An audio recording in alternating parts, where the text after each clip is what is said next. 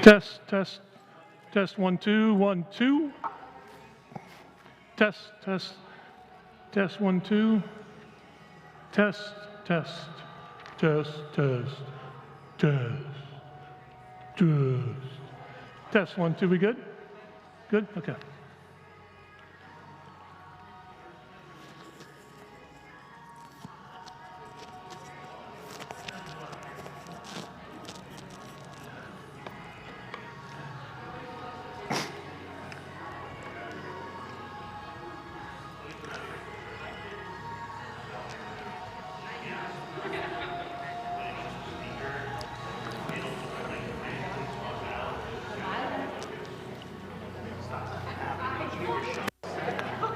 Sorry, late.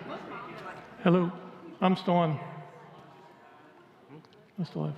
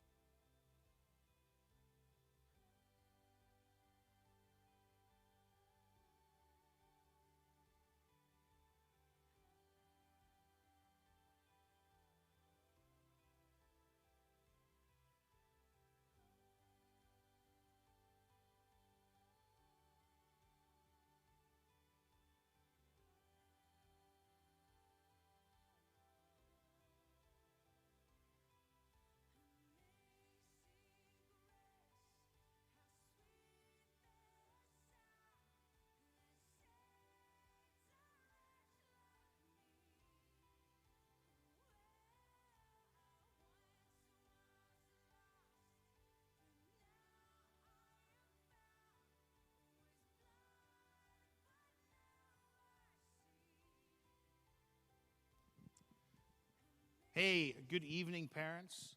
How are you guys? Say hello to anybody who might be tuning in on YouTube via our live stream. Hello to you as well. We are so excited that you guys are here, that you made this a priority, because that's what it is. It's a priority. It's mission critical. So my name is Corey Grant. I'm the youth pastor here at St. Philip's.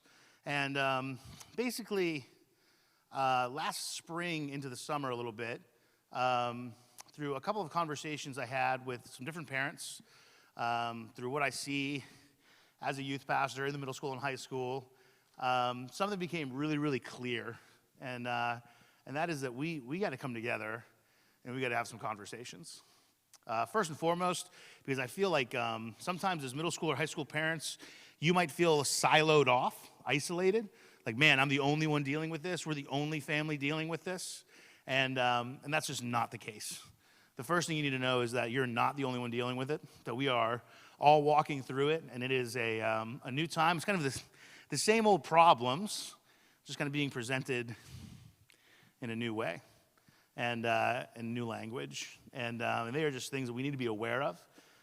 We could live our lives like an ostrich, just sticking our head in the sand and kind of pretending like it doesn't exist. But that is not going to get it done for us. Instead, we gotta come together. We have to have the conversation, and we have to together kind of seek the way out and see where we're going. So we have a couple things planned for the evening that I'm really excited about, and I'm excited to hear from some people way smarter than I am, and they're going to break some things down, and we're going to have some conversations, and there will be space at the end for a question and answers kind of period, so keep that in mind. But the first person I'm going to introduce is, his name's Denny Patton. Denny Patton has been in youth ministry for an incredibly long time, something I hope to accomplish as well, but he set the bar pretty high. 51 years, Denny? 51 years in youth ministry. That's a lot of time spent with middle school and high school students. And Denny started a program called the Silver Ring Thing, if that's something that you're familiar with.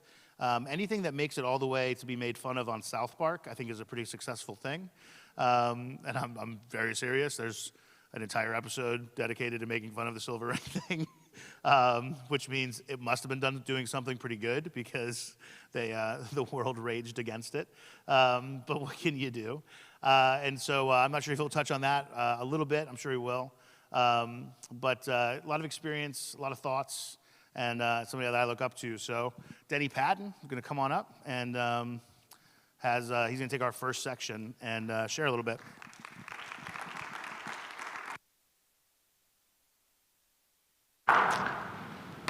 Well, it's great to be here tonight. I thought it was going to be pouring down rain, so we got that kind of behind us. It looks like we're going to get some decent weather. Corey was saying I've been involved in youth ministry for 51 years, actually. There's a handout, too, by the way, tonight. I don't know if they got passed out, but this is just something for you to take home and read when you go home, some thoughts I thought you might enjoy reading. I've been working in youth ministry since 1970 when I was a freshman at Penn State University.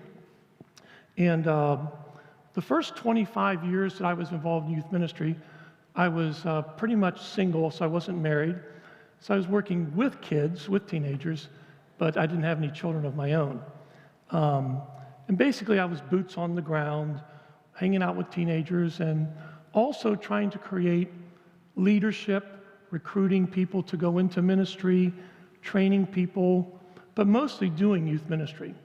The last 25 years of my life, I've been spending much more time trying to influence, recruiting people, influence them to take leadership and work with young people, try to help young people's lives change.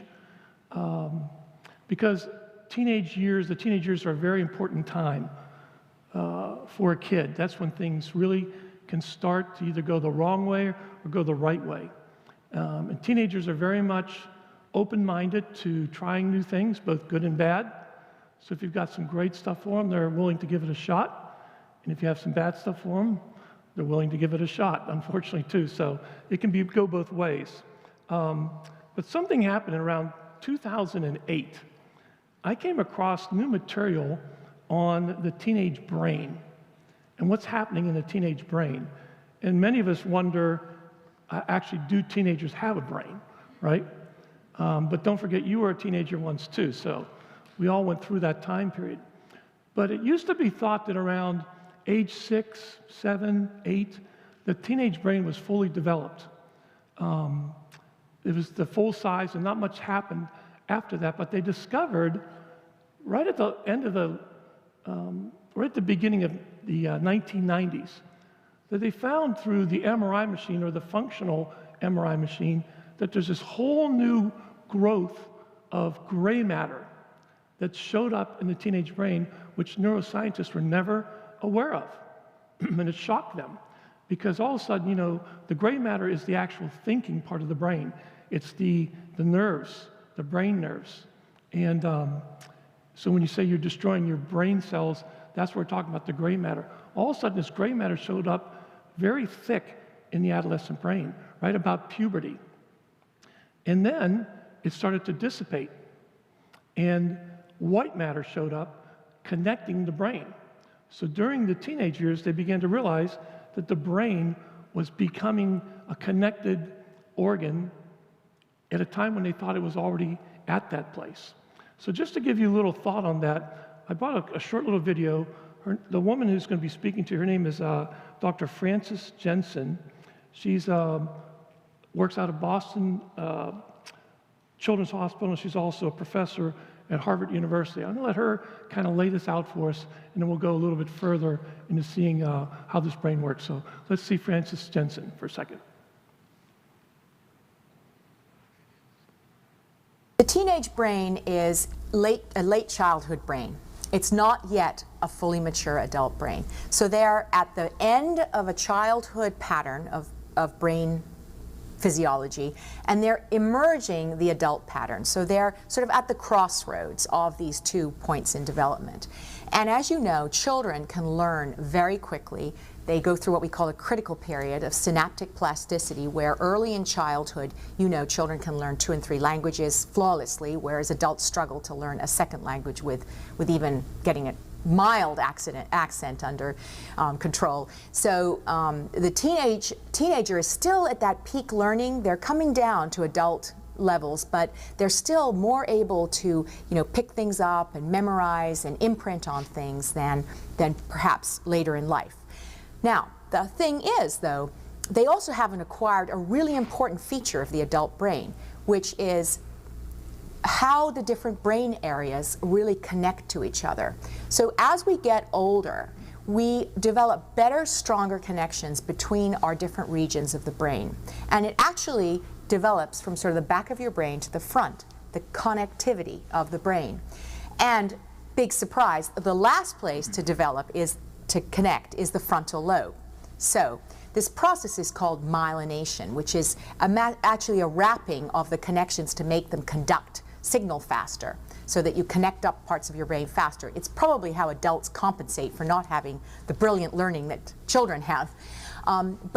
So the last place to connect is the frontal lobe. Now we know that the frontal lobe has some very special properties. It's what controls insight, judgment, blocks you from too much risk-taking behavior, and these are all issues with the teenager brain.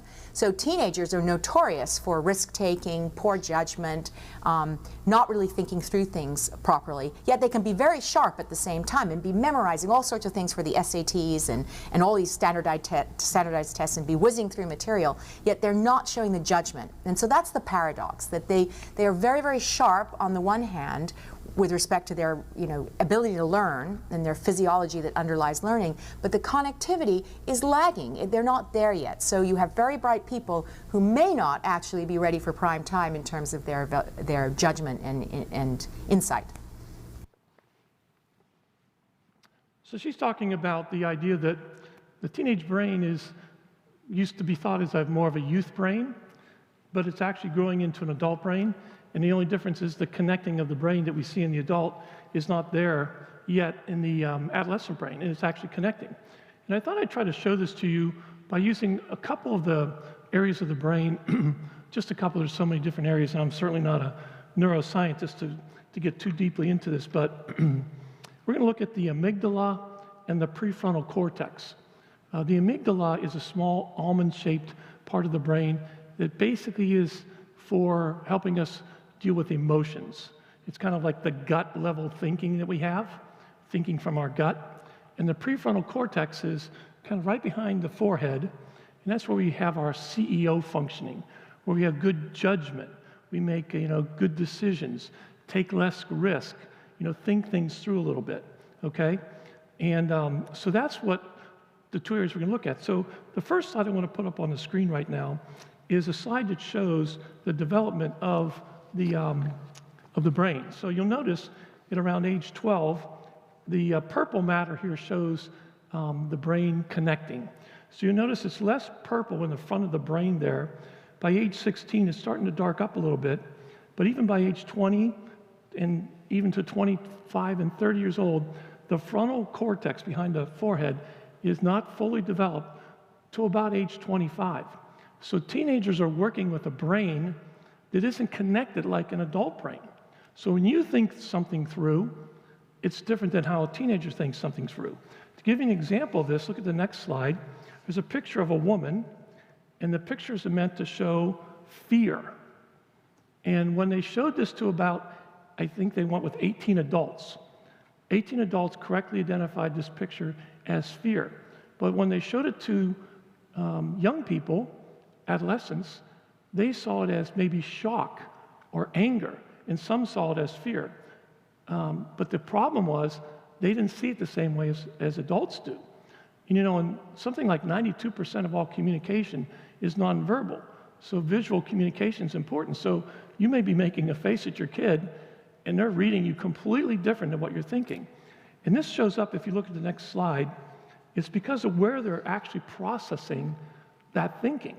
The teenager is processing it in the limbic region, which is the brain on the right, the emotional part of the brain, where the amygdala is, in their gut.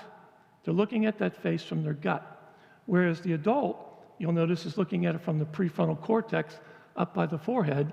And so the adult is able to use both the emotional part of the brain and the judgment, logical part of the brain, whereas the teenager is dependent mostly on seeing this through emotions. So kids are making a lot of decisions that you think they should be doing a better job of making a good decision, and they're not, because they're thinking from a different part of the brain.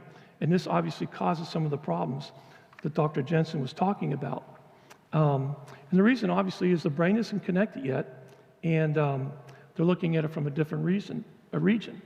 I had somebody one time tell me the best way to kind of understand this is during adolescence, the teenagers got the gas pedal of emotions on the floor of the car, and they're tapping the logic brake throughout adolescence, okay? They're not able to think logically like we are. And the famous line that we often will say to our teenager when they do something wrong is, "What were you thinking?" And their answer is always the same. "Well, I don't know. I don't know." And you know what? They're actually right. They don't know, because it's not connected.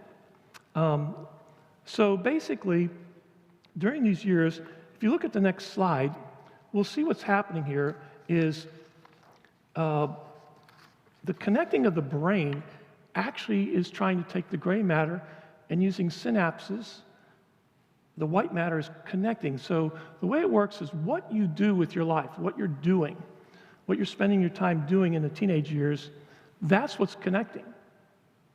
Okay? So like if you're playing a sport, those synapses are connecting in your brain. If you're learning a new language, those synapses are connecting.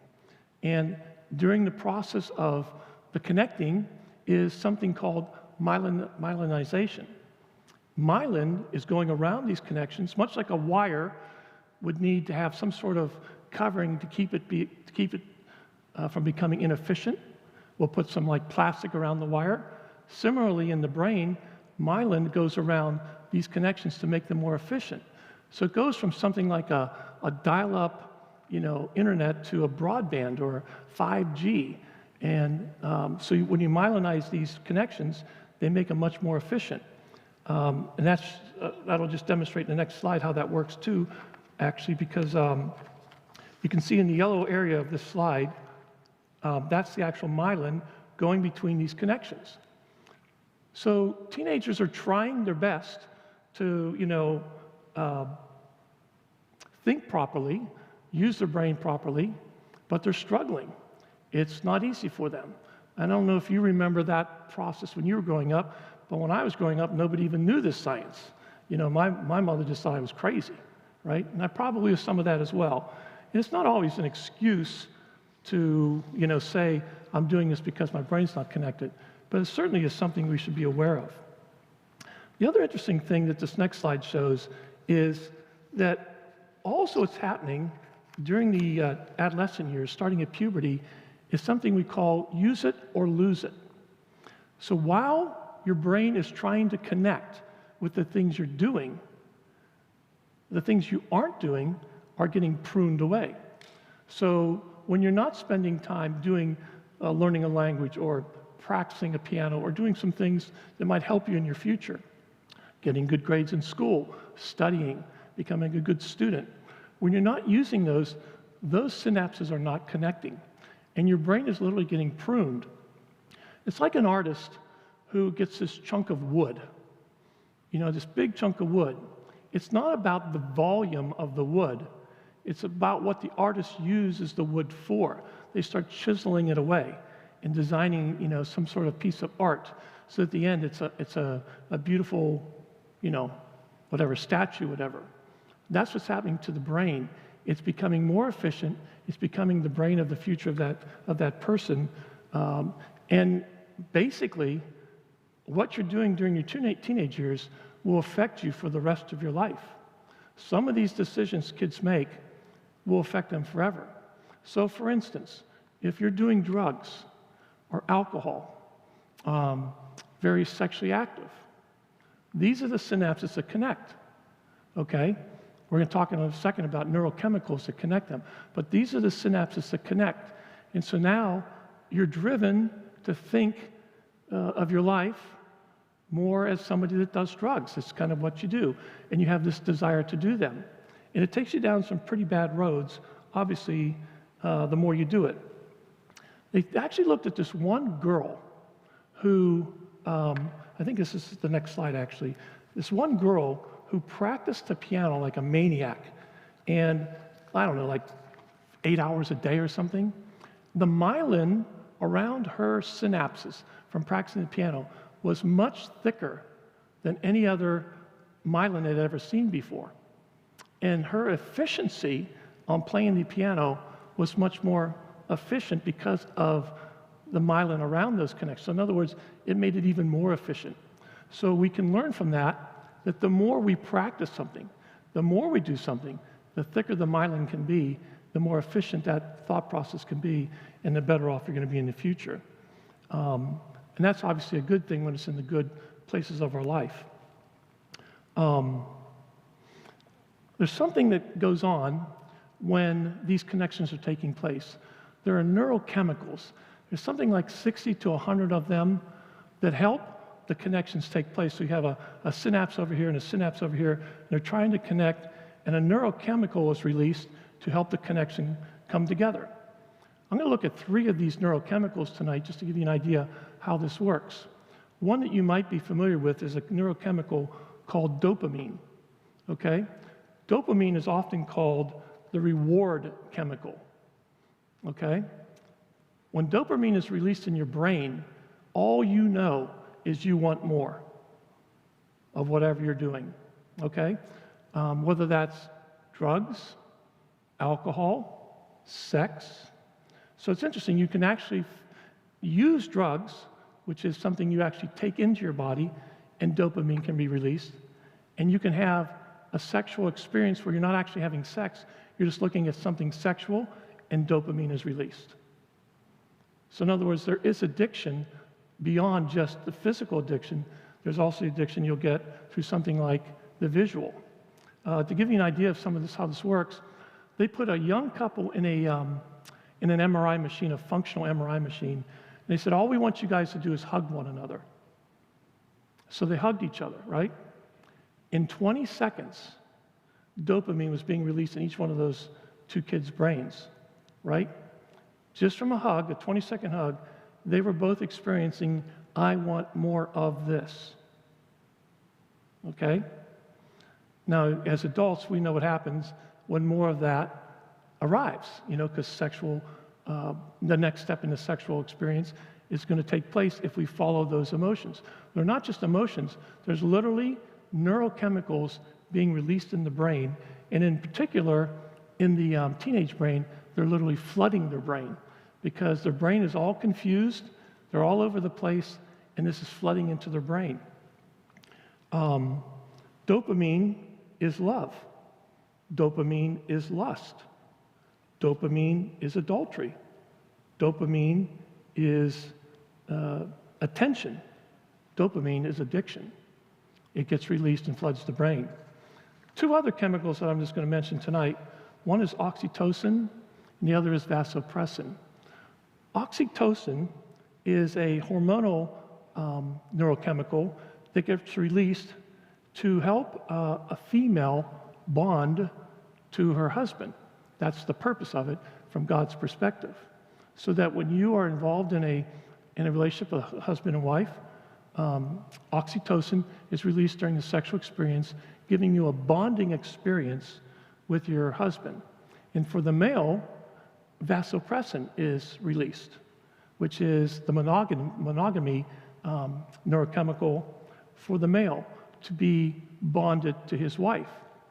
And as Christians, we believe God has given us these two chemicals to help a couple stay together, to raise children, and to bond to one another. But interestingly enough, these neurochemicals are values central. They don't have values. So whether you're doing that in a marriage situation or you're doing that in the backseat of a car with two 16-year-olds, those chemicals are still being released. So as you can imagine, if during the adolescent years you're having 5, 6, 7, 10, 12 sexual partners, which isn't totally abnormal, you're getting these connections thinking that sex is about one-night stands, 1 night or 2 weeks and a new girlfriend, or 2 weeks and your friend is now my girlfriend because I broke up with you, causing all kinds of issues in relationships and hooking up. And of course, teenagers don't know this because I'm imagining you didn't know this today. You didn't know what I'm talking about because this is relatively new science. This is like 35 years old science. It's just being discovered right now about these neurochemicals. And they cause addiction. Some of the scientists were laughing at the fact that you could be addicted to sex. But they found out now that it's actually true. They're calling pornography the new drug. Actually, the last screen, if you want to look at this, I'll show you kind of how addiction happens with pornography. And I'll just read you right down through this. So how does pornography lead to addiction? Porn goes in through the eyes and triggers the release of chemicals in the brain. When you do drugs or look at porn, your brain is overloaded with chemicals. After you keep looking at porn for a while, the brain gets used to these high amounts of chemicals, and you build up a tolerance. In order to keep up the rush, you need more and harder core version of porn. Your brain becomes dependent upon the rush of chemicals. Your brain literally rewires itself to think that this is normal. Then you discover that you cannot function without it. That is addiction, and you cannot stop.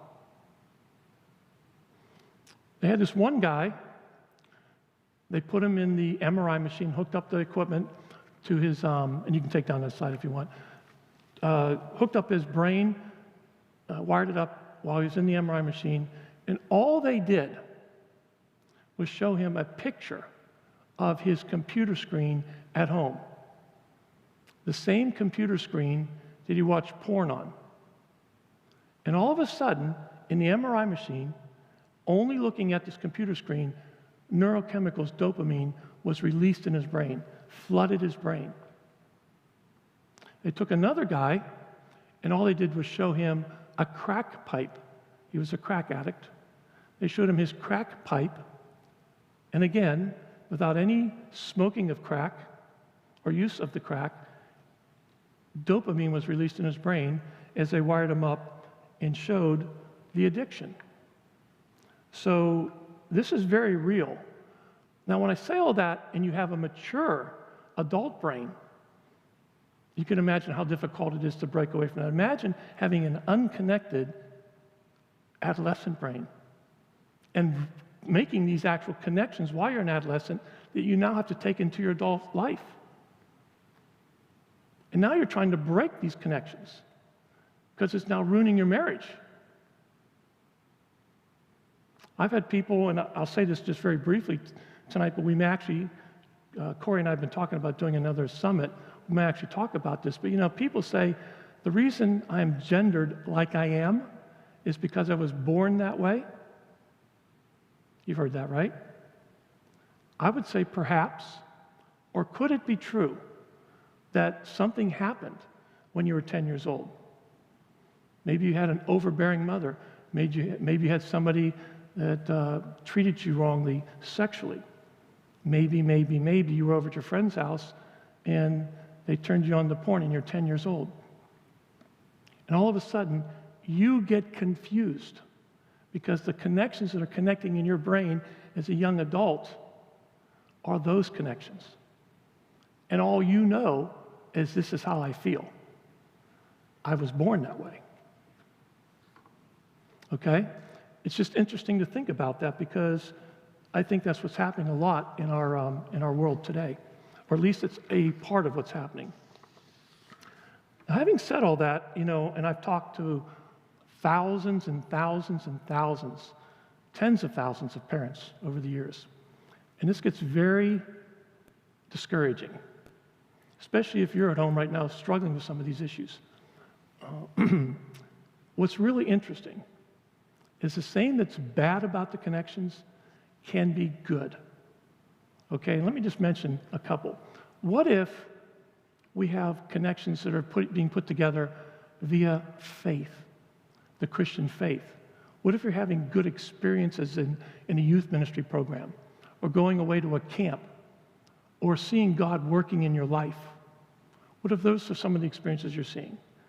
Those are the connections that are being put together. That's the dopamine that's being released. And that's when you are starting to say, I like being about this. I want this to be about my future. And it's interesting, some of the scriptures that God put on my heart about this, because I think it's funny how it's not funny, God is always ahead of us. The scriptures are always ahead of where we find science just catching up. I mean, if I'm telling you this new science is 30, 35 years old, and how old is God? He's been there for a while, right?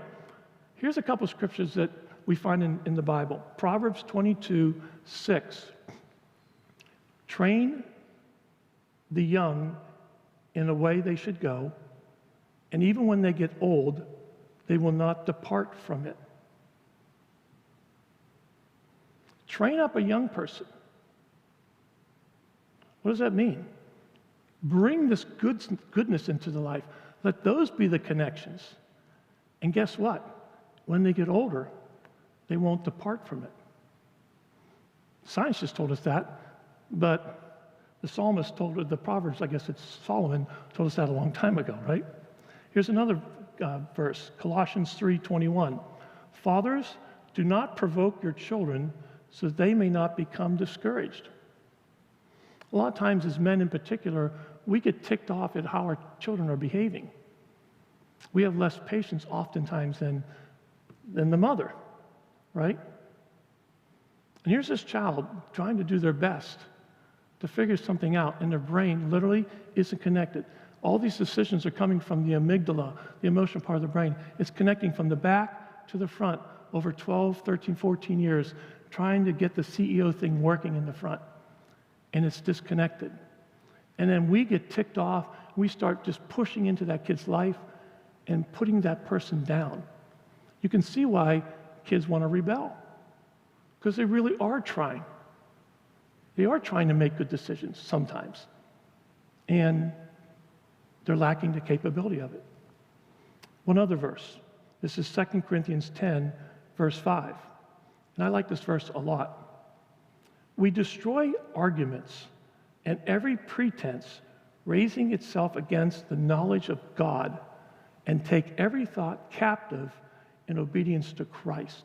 Let me just say that again, because I'm saying this is the job of a Christian. This is the job of a youth pastor. This is a job of a parent. This is how I spent 51 years of my life.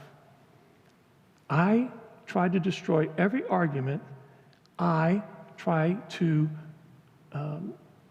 get rid of every pretense raising up against the knowledge of God, and try to take every thought captive in obedience to Christ.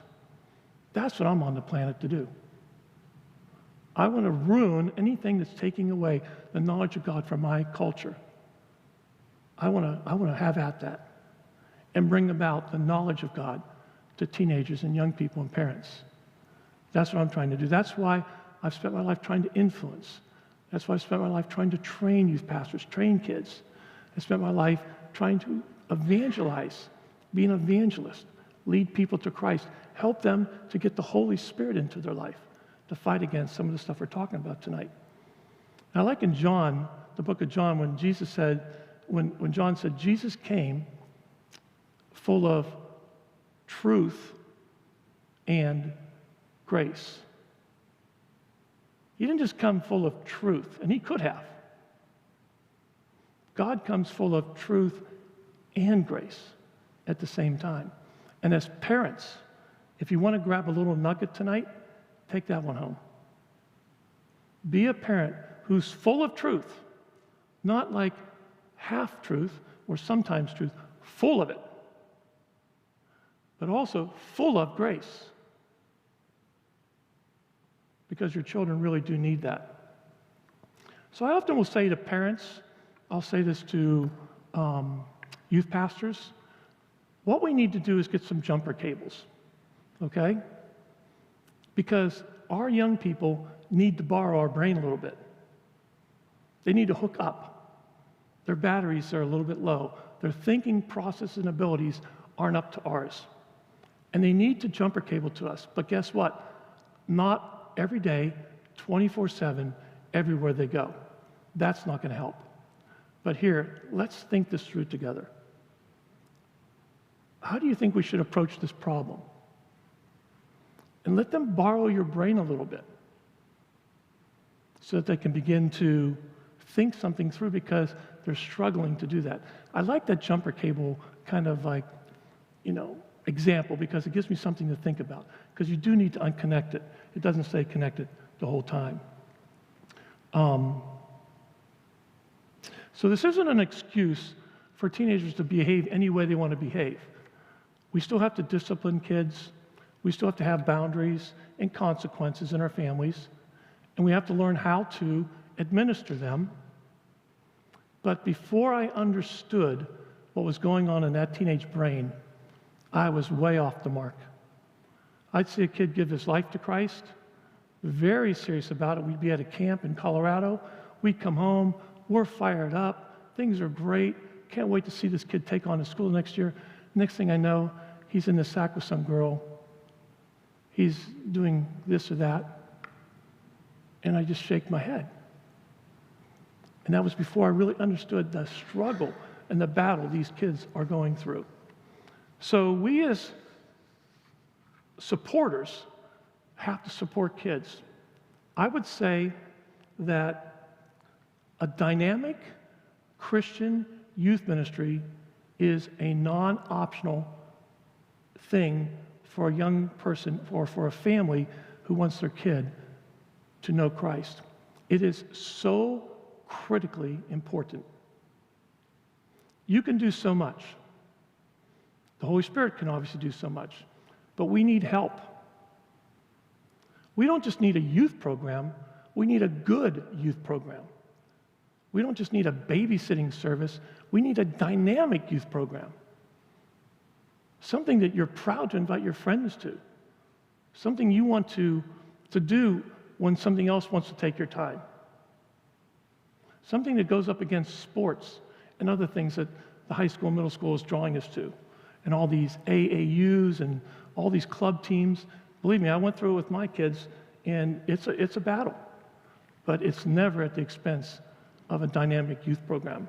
We need that. We desperately need that for kids. So remember, if we don't help kids connect in their brains, they're going to lose that ability, and it's going to be pruned away.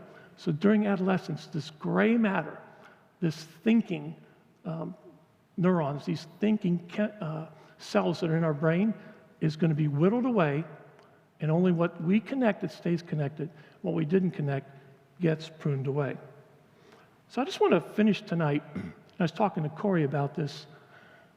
So what do we do as parents? Do we want to give our kids a cell phone, but we worry because now we just gave them a porn machine. We want to give our kids, the internet, but we just gave them unbelievable access to terrible, terrible stuff. And what age do you do that? And are we hurting our kids more than we're helping them? Right? Parents ask all the time, what do I do? And is there any software I can put on that phone that I can see what they're doing? Is there any way I can check up on them and watch them? Okay? And I was talking to Corey about this, and I said, Corey, in all my years, I've never seen any software that works. It helps, but the kid down the street whose house he's at tomorrow doesn't have that software on their computer. Or something else happens, or they get around it. So here's what I want to share with you tonight as I finish. 2 things. Number 1, let your kid think you have that. Okay? Be a little bit mysterious. Just say, hey, I just want you to know, whatever you're doing on your phone, I can see it all. Don't tell them how. Just say, and by the way, I bought that phone for you, and anytime I want, I may just take it back and look at it, okay? So just be careful about what you're doing, because it's actually my phone, not yours. My computer, not yours. And I love you. And I don't want to see your life destroyed. And you're probably not going to be able to give them the speech about the brain at that point like I'm giving you now, but you now have the speech. You know what's at stake here. So that's number 1. Maybe get some software, but more importantly, keep some mystery that you have something and that you can look into their phone whenever you want to. But more important than that is trust. My wife, I've said this many times, is the greatest mother I've ever met. And all the mothers I've met over the 51 years, by far the greatest mother. My daughters so trusted her. She earned that trust day in and day out. They trusted her. And it allowed us to trust them. I only had to come in on the sidelines and help. It's clearly my wife that did the lion's share. Now, we have 3 daughters, so that's part of it. But we had a trust relationship with our kids. It was really important. And I want to share that some of the aspects of that with you as I finish up tonight. Some things you can be thinking about how to develop this. But, you can go on Google and find all this stuff. But I'll just give you a few things to think about as you go home tonight. Number 1 is honesty. Honesty. If you're not honest with your kid, they will know it immediately. And don't underestimate how poor your relationship will be with your kid if you're not honest with them. You will have a terrible relationship with your kid. And if they're not honest back with you. So we said to our kids, don't ever lose my trust, because we're going to have big problems. Let's hold on to that. Like it's the most valuable thing we have. Let's hold on to our trust. And it starts with honesty. And there's 3 things that you can do to discipline a teenager that will help with this. Number 1, always have open communication. Let your kid know that they have access to you at any time they need access to you. Let them know that you do have trust as the most valued thing that you have in your relationship. And finally, number 3, unconditional love. I don't care what happens. I don't care where you are. I don't care what you did. My love is unconditional for you. You cannot lose it. It's impossible. I've had parents that said, we have a password. And when my kid's at a party or out somewhere, and they're with their friends, they're under immense peer pressure. We have a password. And they just have to give me that password, and I come and get them. So even in front of their kids, they don't have to be embarrassed, right? That's a pretty wise thing for a parent to do. Another thing you can do to build trust is to make sure you have respect. And you can't be inconsistent in your respect. Otherwise, again, kids will see that. You have to respect your child has to respect you. One of the things I really have seen that really upsets me more than anything else is to see a parent who doesn't respect their kid when their kid actually could be respected. They're just too over the top. They feel like they got to keep being the parent when this kid's 16, 17, 18 years old because they don't know how to help begin the process of letting go, which is a difficult thing. So they stay on top of it. And it just, you lose respect in that kind of situation. Another important principle is keep your promises. You make a promise, you do it. You make a promise, you do it. And don't make promises that you can't keep. I mean, if you're not sure you can keep it or not, say, hey, can I think about that a little bit before I say yes or no? Give yourself a little bit of time, let me sleep on it, and I'll let you know tomorrow. But don't make promises that you can't keep. If you don't show your teenager respect and don't give them the sense of responsibility for their life, they're going to rebel. They will rebel. Because, see, that's what teenagers are trying to do. They're trying to become an adult. So they're trying to break away from the adolescent life, become an adult, their brain's starting to connect, they're trying to become that adult, and you're holding them up. And that can happen in many different ways. You've got to understand, you've got to pass on responsibility to your teen at some point. I remember saying to my 16-year-old daughter, when she turned 16, I said to her, hey, Logan, I just want you to know you don't have a curfew. She said, what do you mean? You don't have a curfew. Why not? Because you demonstrate that you don't need one. Thanks, Dad. I appreciate that. So what time do I need to come home? You have to figure that out. Well, Dad, I don't want to be late. What time do I need to come home? You have to figure that out. Dad, just tell me. You have to tell me, right? And you can see how the discussion went. What do you think happened? You think she was ever late? You think even if she got behind a slow driver, that she'd at least call or try to do something? She so valued the trust and the responsibility that her mother and I gave her that she didn't want to lose it for anything. She loved the fact that she could tell her friends she doesn't have a curfew. And by the way, we didn't do that for our other 2 daughters. It's not always the same for every kid, right? It can be different for each child. But learn how to pass that trust on to your kids, or they're going to be very difficult. They're going to struggle really finding responsibility in their life. Another thing you want to be careful about is when you give guidance, don't be preachy. Our job is to guide our children, but not preach it down into them. Don't treat them like we know everything and you know nothing. Work with them on guidance, for instance. What do you think we should do as far as, balancing your life between sports and youth ministry? What do you think? Instead of just preaching to them, hey, youth ministry is this important, so no matter what you think, you're going to do this, and then we'll do sports, right? That doesn't work. We got to be, letting them be a part of it when giving guidance. Here's 3 other things that will help you to create trust. 1, Be a really, really, really good listener. That's something I had to work on in my life, how to be a good listener. Just let somebody else talk and you listen. Still not that good at it, but better, right? Be non-judgmental when you're listening. And 3, leave some room for mistakes.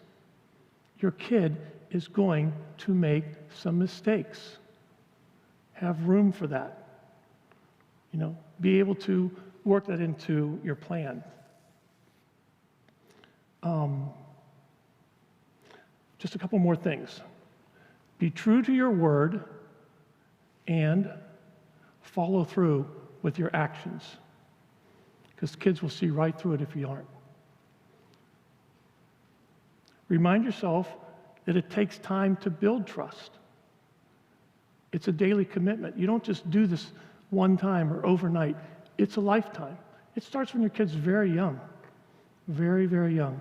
I used to come home. I used to travel a lot. I'd come home, and each one of my kids knew that they get special time with me, where it's just them and me going somewhere. We didn't go very many places. I mean, Dunkin' Donuts or something, right? But it's just me and Dad.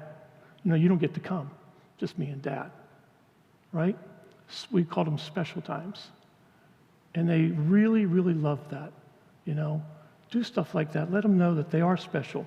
And it takes time to build the trust through doing stuff like that. Again, be honest. That's one of your biggest advantages.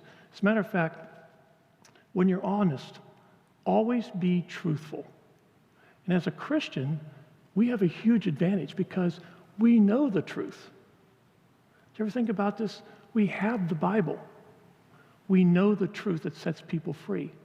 So when you're honest and truthful as a Christian, you have a huge advantage working with your kids that other people who aren't Christians don't have. Don't hide your feelings. Kids need to see your emotions. Always do the right thing, even when it's not popular. Always do the right thing. And finally, admit your mistakes. I found that asking my children for forgiveness, asking my wife for forgiveness, is almost like a weapon that I can use. Because when you look at somebody in the eye and you say, "Hey, honey, is there any way you can forgive me for what I just did? I'm really, truly sorry. Can you find it in your heart to forgive me?" Who's the pressure on? Not on me anymore. I just use it as a weapon, right? I just put that over on the other person, to be forced to either forgive me or not forgive me. But I got it off my back. And I'm very honest about asking for that forgiveness. I'm not doing it to play around. I really am sorry. And I really do seek that forgiveness. Okay, so trust is the discipline, is the boundaries. Helps make the consequences real in a family that wants to have a really, well-functioning family, that you actually trust one another. So my 3 daughters love each other. They trust one another. They trust me. They trust my wife. We trust them. And it makes it just so much easier when you have that as the way that you work things out. Okay? So that's just a little bit about the teenage brain. I'm going to ask Corey to come on back up here, and he'll introduce our next speaker. Hope that was helpful, and good luck.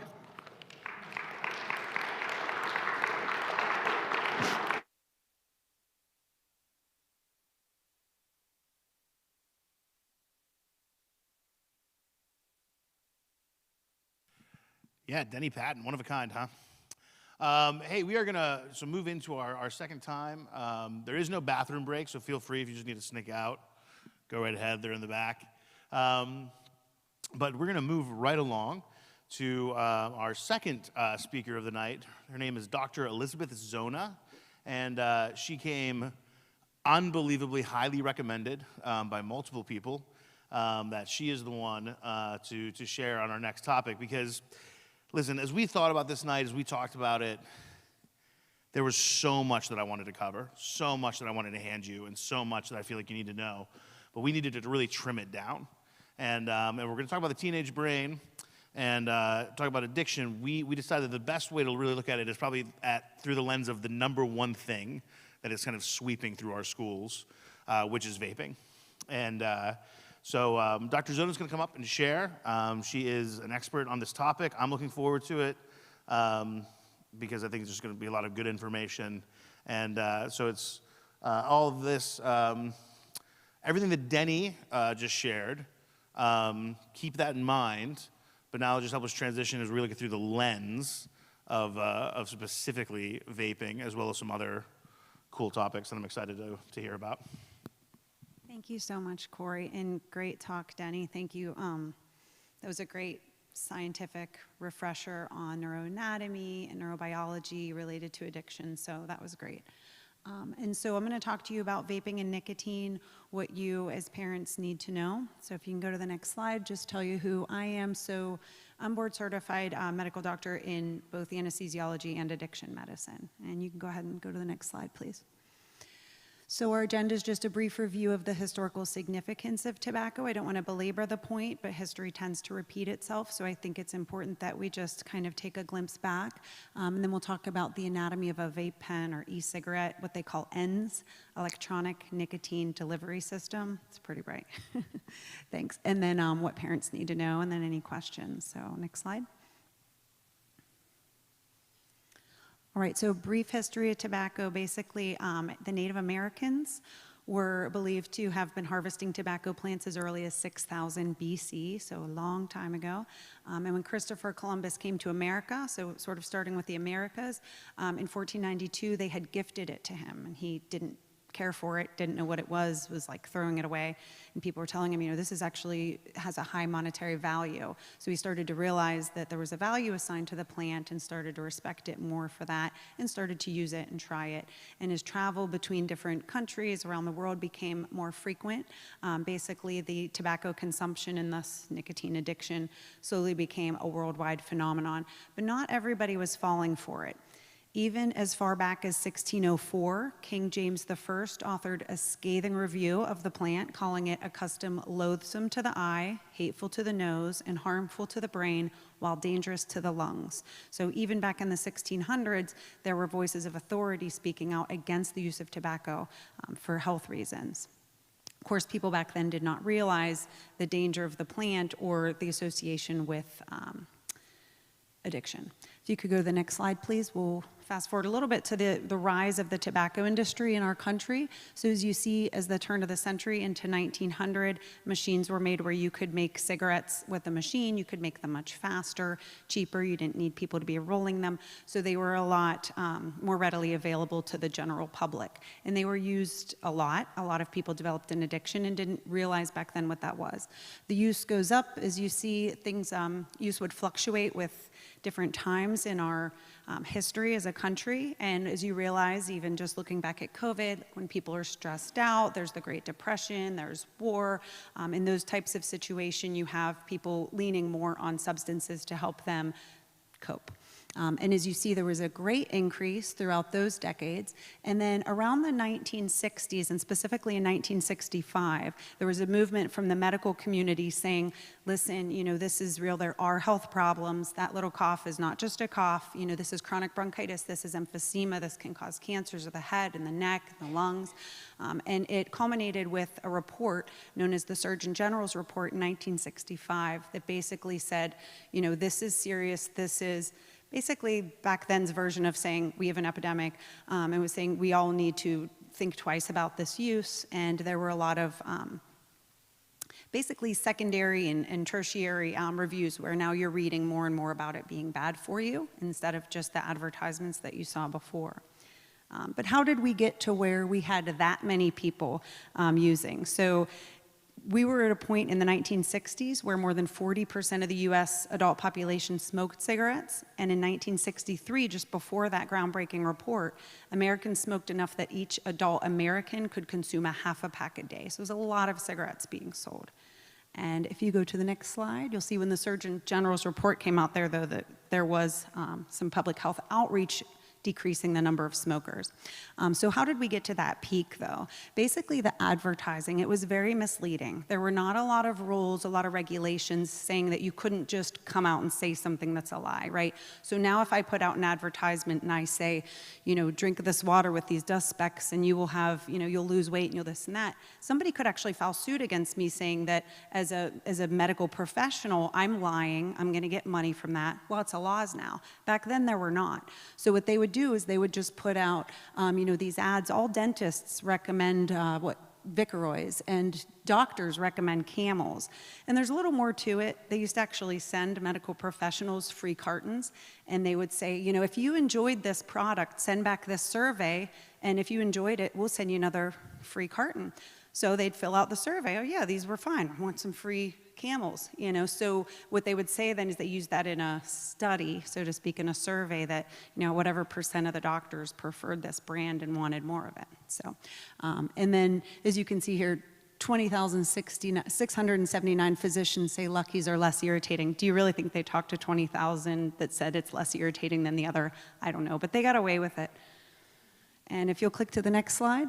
So misleading marketing again. Here you have them saying their health benefits. They say that you'll get skinnier if you smoke. They say that everybody will know you're so smart, that parliaments, you're so smart. Everybody will be able to know you're so smart. To keep a slender figure, smoke Lucky Strike.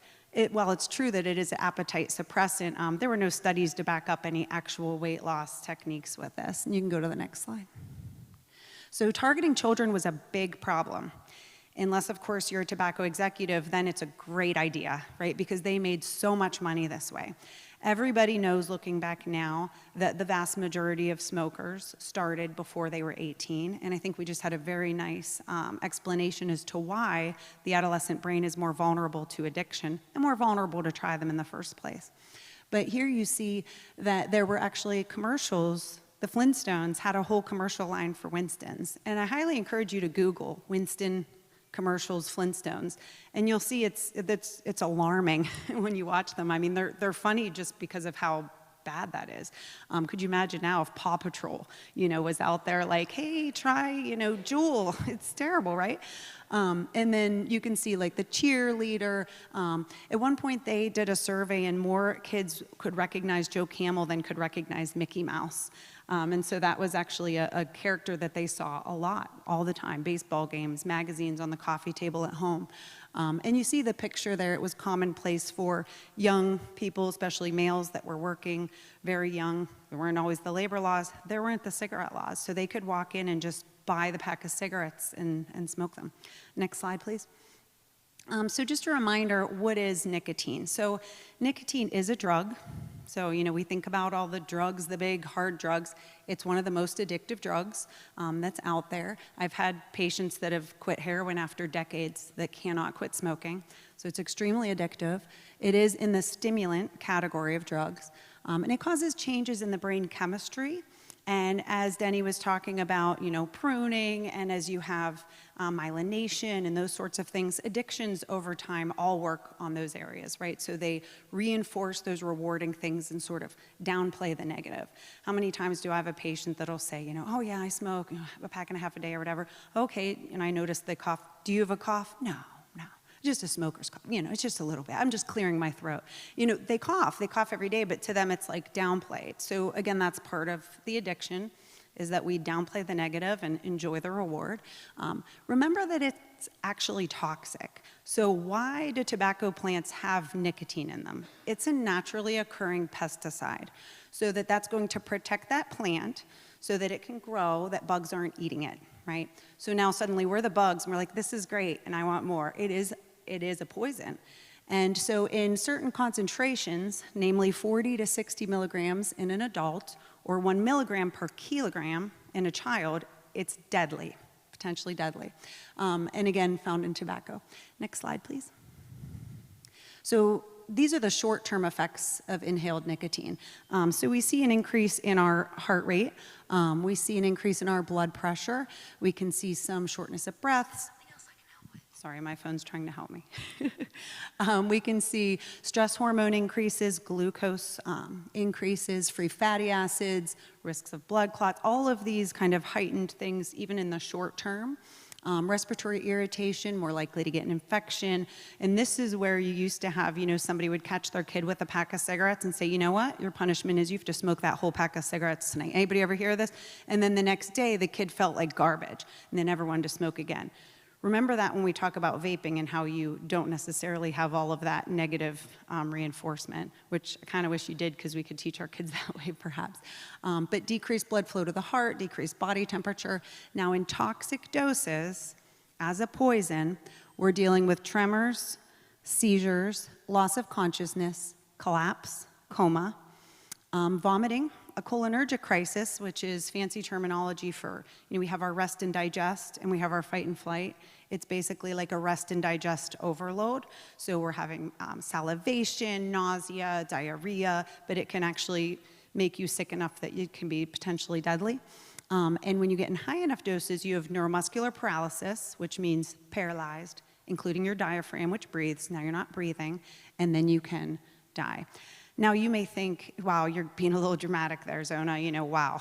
But seriously, in these concentrations that we're dealing with now, this is actually happening. It is a problem, and we have case reports of toddlers ingesting these liquids and dying, and I'll come back to that.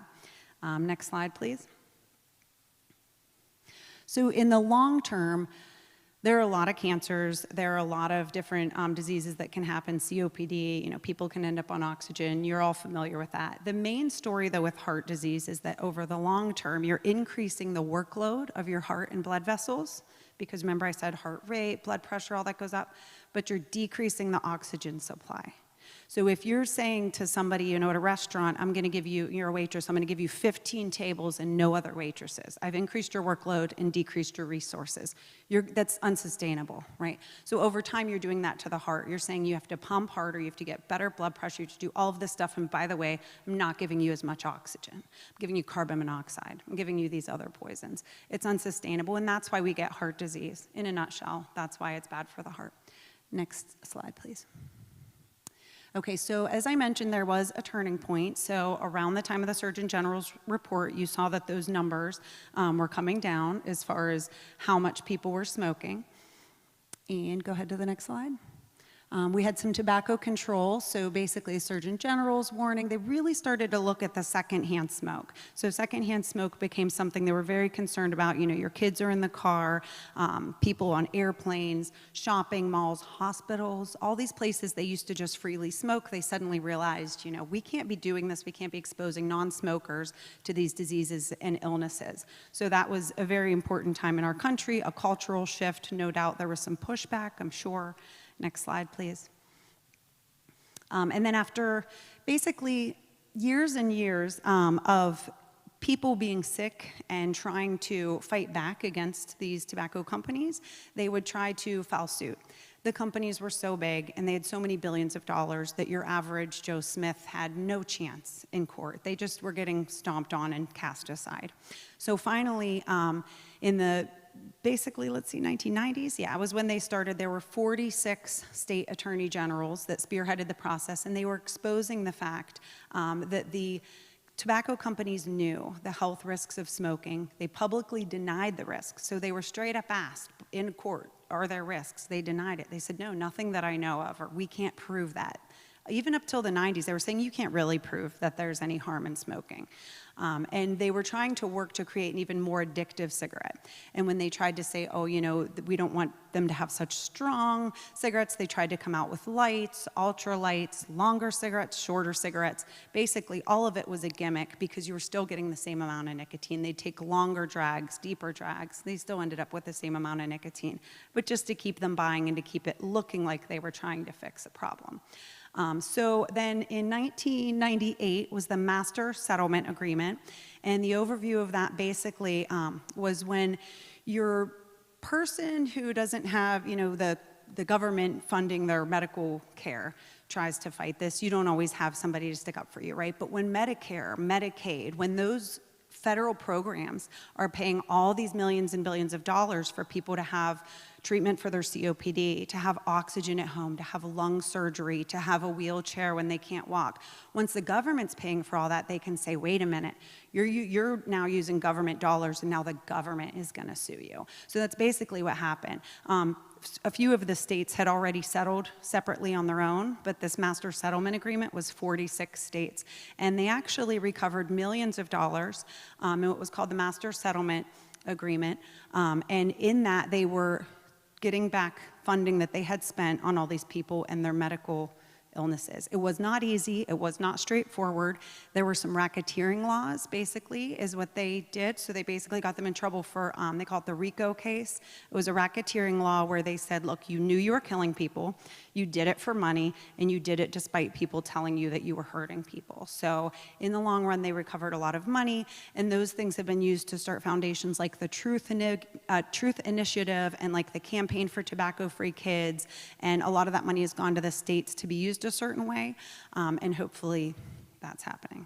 And then in 2009, we also had the Family Smoking Prevention and Tobacco Control Act. So in that one, Congress gave the FDA authority to regulate tobacco products. Now remember, tobacco products, right? So there's a little bit of a loophole here when we start talking about vaping, because you're talking about nicotine products that no longer are attached to tobacco. So there's some fighting that's gone back and forth on that, and we'll revisit that soon. But they were basically these laws to restrict marketing to kids, and they banned flavored cigarettes. They also said that all new tobacco products had to be approved officially through the process, so you couldn't, anything that was on the market then was illegal until it went through this approval process. And they had 1 year basically to stop using things like lights, ultra lights. Notice they still have the boxes. So you'll still see a Marlboro Red, you'll still see a Marlboro Light, gold, but they don't say light on it anymore. I don't know if anybody's noticed that. They don't say light, they don't say ultra light, they're not allowed to. And they got rid of flavors and those types of things. They also restricted tobacco marketing and sales to youth, finally. And they required that any smokeless tobacco product have a warning label. And they also said if you're saying that your product is safer for your health, now that's a health claim, finally they're coming out and saying, and how many years later, if you're coming out and saying you have a health claim, you have to prove it. And unless you come and petition the FDA and prove that your product has some health benefit, you can't say that, you can't use those words. So now they can't anymore. They also required disclosure of all the ingredients in the tobacco products, and preserved some state and local authority so that the states can vary a little bit on these. So I do suggest if you're looking for specific laws that you look by state. Next slide, please. Okay, so the damage was done though, anyways, right? So when you look at what we had to deal with as a country, it's sad. The century-long epidemic of cigarette smoking caused an enormous, avoidable public health catastrophe in the United States. And despite significant progress in that first Surgeon General's report 50 years ago, it still remains the single largest cause of preventable disease and death in our country. Over 70% of smokers wish to quit, but have not been able to. And all the while, the tobacco company has made, companies have made over $35 billion with 7 million people dying worldwide a year. But that success of all that money is now at stake, right? Next slide, please. So if you're the CEO in that boardroom and you're looking at the decline of people purchasing your products, you're not just going to take it easily, right? I mean, your family's been making, maybe your Philip Morris kind of company, you've been profiteering off of this for decades, maybe 100 years. So we're going to go back to the boardroom and we're going to come up with a new plan. You can go to the next slide. And they want to decide who is going to replace all the old smokers. And you can go to the next slide. And it's going to be the young people. So again, they know that people start young. They know that people that get hooked young have a hard time stopping. And they know that they're brand favorites, so they become repeat customers, right? They become reliable customer base. Go ahead to the next one. Okay, so you may be surprised to know that a lot of the people that make these products, these vaping products, are the same suspects, same usual suspects as who made traditional cigarettes, right? So you have the company that made Kool that now makes Blue, it's a vape. The company that makes Marlboro makes this Mark 10, and the company that makes Camel makes Vuse. And these are all still available on the market. Next slide. Again, we are just now repeating, right? So what did Einstein say? The definition of insanity is repeating the same activity and expecting a different outcome. Here we go, we're repeating everything. So smoking without the side effects, e-health cigarette. Can you believe they call it e-health? And they have with the vaping stores, one day Vega and I were looking and it said vaping and wellness store. And we're like, how can you have those two words together? But basically, these laws that apply to tobacco products, now they're saying, well, there's no tobacco in this. It's a nicotine product. And it's really just dragging out the legal drama of making a loophole so that they can get away with what they know is wrong. Next slide. Misleading marketing. So I talked to you before about you with tobacco, how they could kind of mislead you and make you think, you know, they throw numbers in here and make you think something. So this says 5% strength. Does anybody in this room have any idea what 5% strength means on a Juul? Throw it at me. What do you think it means? 5 what? Right, exactly. So if you're thinking it's like a drink, you're like, well, it's 5%, it's more than a beer, it's less than wine, you know. But what is 5%? So it turns out it's 59 milligrams per milliliter. So that little cartridge on a Juul has 59 milligrams per milliliter. Turns out they're like 0.8 milliliters, so I think you're ending up about 42 milligrams of nicotine in this little tiny cartridge, okay? Who remembers what the toxic dose was in an adult? It was 40 to 60, right? Okay, so even if I, as an adult, take that cartridge and just drink it, I could die. And people don't realize how much nicotine's in there. And Juul's one of the lighter, actually one of the lighter nicotine concentrations that are out there. Next slide, please. So same old marketing, right? So if you look at the left to the right, and actually, Corey, you can just skip, you can go ahead and skip a couple of these and see. So if you look side to side, these ads, they're the exact same ads. They literally just took their playbook and played it again, and go ahead and skip to the next one. So you're looking at, that should not have said 93, I'm sorry, that ad was from like the 50s. But if you look at the left and you look at the right, they just reinvented the same ad. I mean, it's the same blonde, it's the same damn bathing suit, come on. Next slide. And you can see they with the smoke, blow the smoke in her face, she'll follow you anywhere. That's what they said. And now we're doing it, you know, we're doing that with Juul. Next slide, please. And are we targeting children? We're absolutely targeting children. And what happened was, while we were waiting for them to catch up on these laws of, is it nicotine product or is it tobacco? Who's responsible for following up on this? As we were going through all that, Juul got way ahead of the FDA, way ahead of everybody. And Juul was out there with launch parties everywhere. And they were, where are the kids? They were on Twitter, they were on Facebook. Kids aren't even on Facebook that much anymore, but they were on Instagram and all of these places just really promoting these new products. And if you look here, I mean, you can see the Juul launch party that was, I think that was in 2015 maybe, 14, 15. But they were out there, the kids, I mean, it was their music, they had a concert series, they were just as out there as all of the cigarette ads were back when they were the hot topic. And if you notice the ads there, you know, a South Beach vape, ice cream, roller coasters, Easter eggs, for goodness sake. You cannot tell me you're not targeting children. It was just so obvious, you know, what they were doing, but they got away with it. Next slide, please. So again, targeted marketing, there's the concert series. Pack your essentials for your vacation, and they show, you know, their little camera, their iPhone, their Juul, their sunglasses. They're just trying to get it in your head that this is what you have to have, and this is where it is. You can go to the next slide. And next slide. Okay, so in the first half of 2019, just those first 6 months, that's how much money Juul spent on marketing targeted at youth, $104 million. And they made it back, I'm sure. Next slide. Okay, and there's my favorite quote, right? The definition of insanity. You're repeating exactly what you did, and you expect a different outcome. Next slide. You did not get a different outcome. So what I'd like you to look at there, the red line was smoking in teens, and you see that we had a public health success story, that the numbers had come down. But right around that time, 2011 to 2014 was when they were really working hard to try to win our kids over, and they won. And you see in the blue line that it went all the way up to where we have a youth vaping epidemic. And now we have astounding numbers. And in 2019 was when we had another, you know, Surgeon General, oh my God moment, where it was like, hey, everybody, we have a problem. And around 2017, but into 2019, they were really trying to spread awareness. And unfortunately, the laws were not quite in their favor yet. And again, the e-cigarette companies got way ahead of regulation. Next slide. So this is the most recent National Youth Tobacco Survey. So they do these every year. And they basically, it's a survey for kids, teenagers, and they ask them to fill out these, and they do it voluntarily. This is, you know, they're being honest on these types of things. I'm sure not everyone fills it out.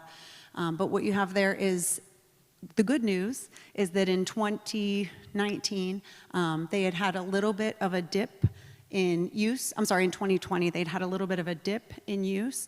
So overall number, we're down a little bit, but we're still where we were just before that last peak that was such a scary, alarming moment. So we're still way too high. We still have 3.6 million kids who are using e-cigarettes on a regular basis. And we also have disposable e-cigarette use surging. And people are scratching their heads, go, why did they get rid of Juul and go to the disposables? Well, there's a couple reasons. One, we did have some progress with the regulation that was to ban flavors. So the Trump administration had passed something that was banning flavors, but banned flavors in cartridges. So anything that's not a cartridge is allowed to have flavors. So the little disposable ones that nobody really was using now are like, hey, we have fruit. Hey, we have, you know, all the different flavors. And now there's thousands and thousands of flavors. And so the disposables, the use of disposables has gone way up.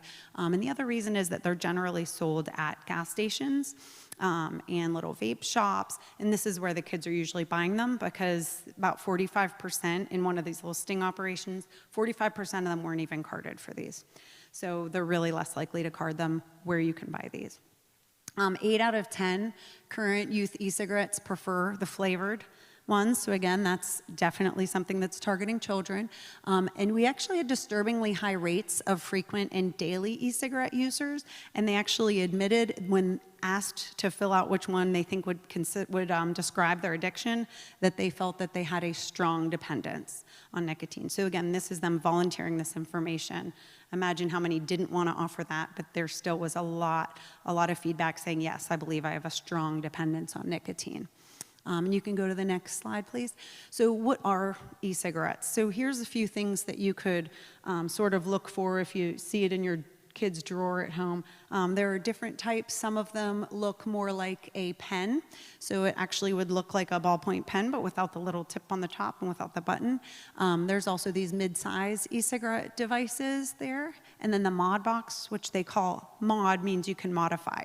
So they can actually add different concentrations of nicotine, but also they can dial it down to make it more powerful, hit more, you know, volume of it. They can adjust their battery settings.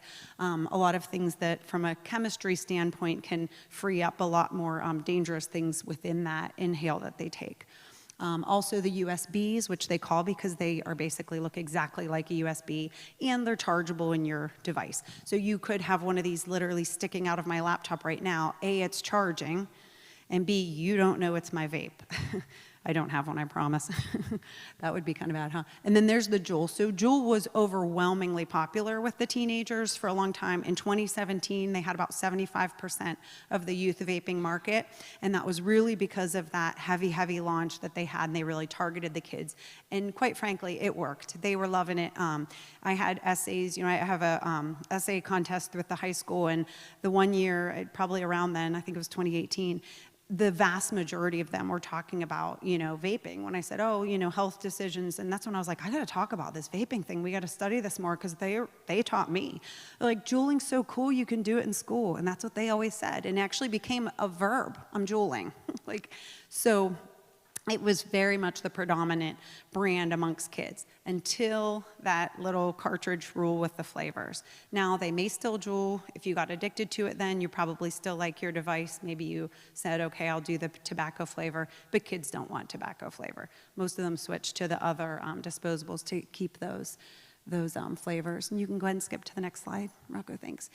So the big thing to know, it's it's an aerosol, it's not a vapor. So the term vape is misleading, right? It's a misnomer. So a vapor would be something that fills the air, and surrounds and expands like a gas to fill your environment, and it's not leaving things anywhere, versus an aerosol, which actually has particles in it that can drop and leave and be left on things, right? So when I give the talk to the kids, I show them the difference, and I would spray my hair with like the water and say, okay, that was a vapor of water, and in an hour, nothing's changed on my hair. But then if you use the hairspray and you spray it, okay, it dries, you think it looks unchanged, but there's actually particles of hairspray, right? So that's the difference. It's an aerosol, and we're spraying this into our lungs. Next slide. Next slide. Okay, so why it matters that e-cigarettes and vape pens are aerosols, for multiple reasons. I just alluded to it, leaving chemicals behind. But the other thing is that you're taking this into your lungs. And so if you may not know in the medical field, if say you couldn't get an IV and it's an emergency and you have to get this medication to this person and you're running a code and you have a breathing tube in and you can't get medications into them, you could put an IM injection and put it in their muscle, but that's not going to be as good as spraying it down their endotracheal tube. So I could actually give an emergency medication in a crisis to a patient through their endotracheal tube, and that's an aerosolized medication because you have this great surface area of exchange with blood vessels and these surface areas where you can absorb these high levels of medications and get rapidly high levels in the blood. So that is why, and nicotine, as we know, is well available through the lungs. That's why we've been smoking it for hundreds of years. And that's why they can sneak these high concentrations into kids and they don't feel it. So if it's this aerosol, it's giving them what they call a smooth hit. You add a little bit of flavor, you take away that irritation that we used to get with the cigarettes and say, I'll show you, smoke the whole pack. And it doesn't bother them. It goes down quite smoothly and disguises these high concentrations. Remember that our body wants to expel a toxin, right? So naturally we would want to find that irritating and not want to take it in. You cover it up with these flavors, with mint, with fruit, and all of a sudden it's an enjoyable experience and they're going to go back for more. Next slide. These are all found in e-cigarette products. So all of this. So again, I said, the new rule, you have to say every ingredient. It's kind of like if you said, well, I spilled dinner on my shirt. It's just dinner. Well, there's a lot of stuff in dinner. Those meatballs had a lot of things in them. So while you may see 2 or 3 different ingredients on the list, what it breaks down to, especially when heated, when vaporized, or to be more correct, aerosolized, there are a lot of other breakdown products that you have in there. And those yellow ones are all on the harmful substances list through the FDA, so it means they are toxic to humans, and they're still in these devices that our kids are inhaling every day. Next slide, please. So where have you heard of that before? These types of chemicals could be found in things like antifreeze, nail polish remover, paints, pesticides, embalming fluid, fireworks, and of course cigarettes. Next slide. So 7,000 flavors. This is actually an old slide. 2014, they had 7,000 flavors. I read today there are 15,000 flavors. I almost fell out of my chair. I was like, oh, I got to change that slide, but I'd already turned it in. Next slide. And so remember that all those flavors are chemicals, right? So I always tell the kids, there's no real way to get a chocolate chip cookie into a vape pen. That's a chemical that's meant to taste like that. And so third-hand smoke is sort of a new concept that we're talking about a lot in the medical literature. So second-hand smoke is something where it's just, okay, I'm smoking this, it's in the air, and now you're breathing it in. Third-hand smoke means, when I alluded to the aerosols leaving little things on things in the environment, right? So now I'm vaping, and those little metals and the, arsenic or whatever's coming out of that sets down on the other places in the room. Now somebody could pick that up and put something in their mouth, like a toddler, or they can actually re-aerosolize into the room. So now we have a situation where, look back at all the buildings they had to take asbestos out of and all of that. Now we have a situation where we're taking these toxic chemicals that you saw are not allowed to be, in our food or anything else. And we're basically aerosolizing them all over the place to be re-aerosolized for whoever happens to sit there next. And that is why if I'm in the grocery store and somebody's in front of me sitting there on their vape pen, I'm walking around and going to a different line because I really don't want to be exposed to all of that. And I think we all realize that in 10, 15, 20 years, we'll know a lot more about these products, and we'll probably come up with things that we didn't even know were on that list that we should add. Next slide, please. So how much nicotine is in these products? So again, when you're talking about a pack of cigarettes, you're looking at about 20 milligrams per pack. When you're looking at a Juul pod, you're looking at 41.3 milligrams of nicotine. So again, I said it's 59 milligrams per milliliter, and you have like 0.8, I think it is, milliliters in these little cartridges. So it comes out to be about 41 cigarettes worth of nicotine. So like 2 packs, okay? So imagine when you first, experimented with cigarettes in, high school or middle school now. If you had, 2 packs in a day, that's a lot of nicotine. You're much more likely to get addicted when you're dealing with those concentrations. And then it gets worse. So like Fix Pods, you're looking at 75 milligrams of nicotine in the cartridge. And a cartridge is about a day's worth if you're using, hitting it like 200 times like the average person would. And so in the Soren pods, 90 cigarettes worth. Yeah, that's like 4.5 packs of cigarettes worth of nicotine in one day. And Soren's very popular with the teenagers. So they're at toxic doses of nicotine. This is not just, hey, I'm having 1 cigarette. This is like, hey, I smoked 4 packs of cigarettes worth today. Not to mention all the other chemicals that are in it other than nicotine. Next slide, please. And here he alluded to all of this, and I don't even think I need to touch on that, but I think you see the prefrontal cortex there, and as you get older, it gets more myelinated. So thanks again to Denny for that. Skip that slide. Okay, and then here's self-dosing to maintain adequate nicotine levels. So what I want to drive home here is, like, say you know somebody who has a heroin problem, okay? Heroin may last several hours in your body. That high may last several hours. You may do that a couple or few times a day that you're dosing them. I am not endorsing heroin. I'm just giving you the idea of half-lives and how long things last in your body. Nicotine is a very short-acting thing in our bodies, so we have the levels that go up and then they start to come down. And way before it would get to 0, but when you start to feel that low down, people, oh man, I need a cigarette. They dose up, oh, it comes down, oh, I need a cigarette. So throughout the day, we're dosing ourselves, and if you smoke a pack a day or a pod of vaping, you're dosing yourself, like I said, about 200 hits a day. There are very few, I don't think there's anything else that we dose ourselves that much a day. Why does that matter? When you're dealing with addictions, you're dealing with the on and the off, and the on and the off, and the on and the off. So why would you take somebody from heroin to methadone and expect them to get better? Because methadone has a very long half-life. So they may need heroin 3-4 times a day, but methadone's a daily pill. It's gonna last a long time. They miss it one day, they don't go into withdrawal. When you have a short half-life, you're like jonesing for it, right? It's like, oh, I need more right now, I need more. So the longer the half-life, the less addictive something is. You can see why nicotine is very addicting, because we need to redose ourselves constantly. Another caveat to the whole addiction cycle is that we have triggers and things that make us crave, right? So if you're dosing yourself that many times, chances are you're dosing yourself in the car, you're dosing yourself at your computer, you're smoking wherever all these places are.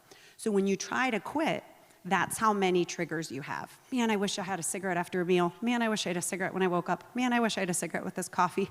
Man, I wish I had a cigarette for this phone call. It's everything they do is the trigger. That's another reason why it's so hard to quit. Next slide. Okay, so vaping illness, E-Valley, e-cigarette, and vaping-associated lung injury. The last time we were given this talk, a couple years ago, a longer version of this one, but it was really sort of in the heat of it. We were not really sure what was going on with E-Valley. Now we can say for the most part that it seems to have tapered off. It does not seem to have had any resurgences, but it was from August 2019 to February 2020, and there were about 2,800 cases. That includes all 50 states, DC, Puerto Rico, the Virgin Islands, all had some cases. There were 68 confirmed deaths.